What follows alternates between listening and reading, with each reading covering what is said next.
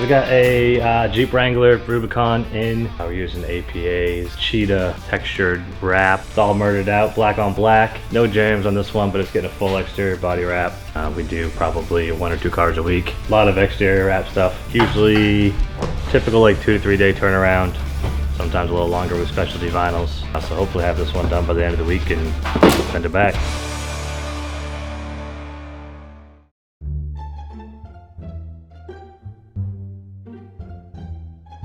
Originally, Brian and I sketched this thing on a napkin, and we were talking about putting either some bump stops on the bottom or something to make it more than just a raw steel table.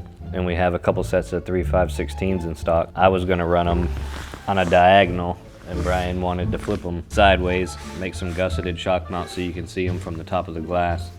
And it pretty much just snowballed from there. What do you think of Jake's table? This table, first of all, spent a lot of money on this glass for a radius when it should have had a 90. It's because it doesn't even go with the angle. But, I mean, a good weld. It's a focal point.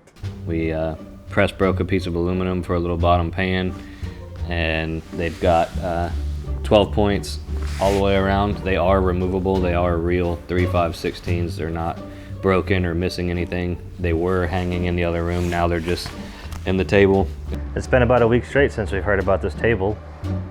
Every 30 minutes, 7 days straight. Yeah, Jake made one reel, and now he's a content creator. So I guess that's what this display is for, but I think it's nonsense. Little fella. The very end, did you see the table coming in? I did see the table. The table is... Look at it. If they sell or we run low, I made a mistake. These are like underglows, Jeff? Underglows on it? I think you should put lights on it. But did you look at it from this side? He said it looks cool from the top. 12 points. You're not close enough. Yeah, it's a pretty cool table, you know, like, it's all right. They won't let us put drinks on it though. It's pretty strict and you can't slide anything across it. We have some pretty strict guidelines for using the table.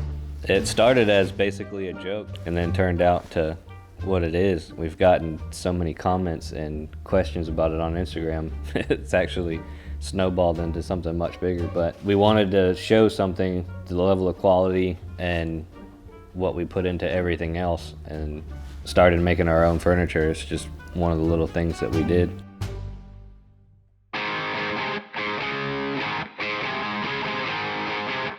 Last week we saw that we had got some fixture tables. Zach made a list of what he wanted and what we needed to get the fab shop up and running. We got some new Everlast water-cooled TIG machines. We got a plasma cutter that is also capable of doing CNC plasma. We got a couple of the fixture tables. The tube notcher showed up.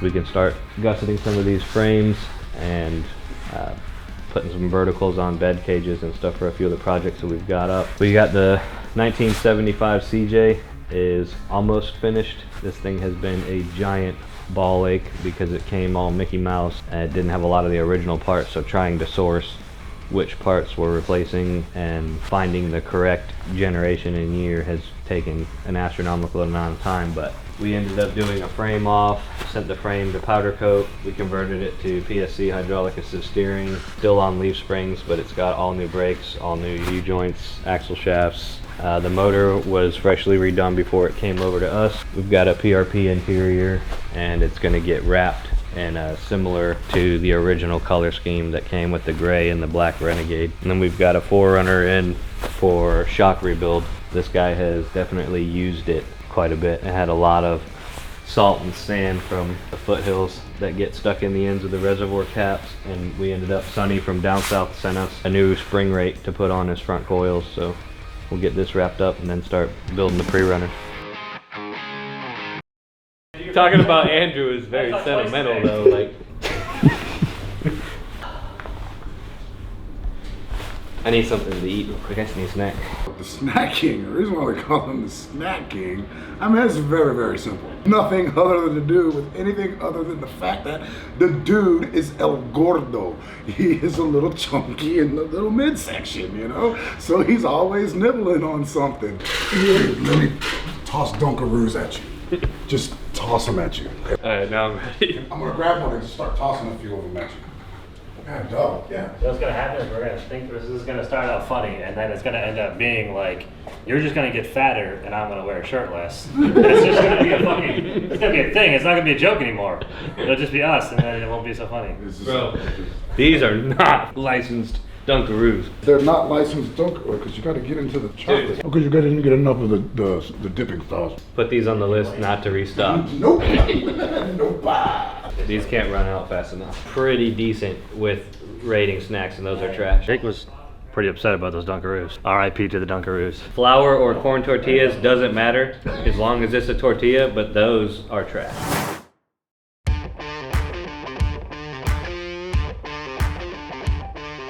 If you followed us for any amount of time, you know that we're big blue oval guys. We drive adult trucks. These little kid starter trucks are becoming more and more popular. A lot of issues with the design on them, and we found a company, Kibby. Bryan specializes in making long travels, 4-link, and for the cost point of making a full-blown Prerunner, you'll have less in it than just buying a Gen 3 Raptor and ripping all the stuff off that we were gonna do anyway. Front bumpers coming off. We have Fiberworks front fenders, Fiberworks rear fenders, billet 4-link. We're running a 3.0 by 14 coilover and a 3.5 by 16 bypass. We started with an Elevation. We wanted to get the new dash and interior, but we're ripping the seats out and the carpet and everything off of it anyway. We just really wanted the screen and the new technology features, and this was the best of both worlds without having to get an AT4 and Denali. It's just more stuff you have to throw away off of it. We're also starting, Ricky is running the Daily Driver OEM Performance Series Kings. We've got 2.5 adjustables in the rear and a 2.5 adjustable coilover up front. We can go ahead inside and I'll show you a little bit more about why we chose Kibby. We actually started following Ryan on Instagram a while ago, and we shot him some memes in his DM, and he responded back, and we just started joking with each other. It's rare nowadays, especially industry, to find people that are actually like down to earth. A lot of people have like the worst customer service imaginable when it comes to off-road and suspension. They don't want to be bothered and don't answer the phone. But he makes some of the best quality billet components that we have ever come across, sold or installed. So we're basically exclusively, we only stock Kibby parts. We've installed a few of the other brands, but if you look at the tool paths, the anodized caps, all FK rod ends, not the stuff from overseas. We've got Raptor. He makes these dual Optima battery trays. We put these on a few trucks already. These are going on that truck that we're about to pre-runner. There's one in Bryan's truck, full-blown billet trailing arms. He makes welded lowers. Make sure to check out Kibby on Instagram, and I hope you guys are liking this YouTube series so far. Stay tuned for more next week.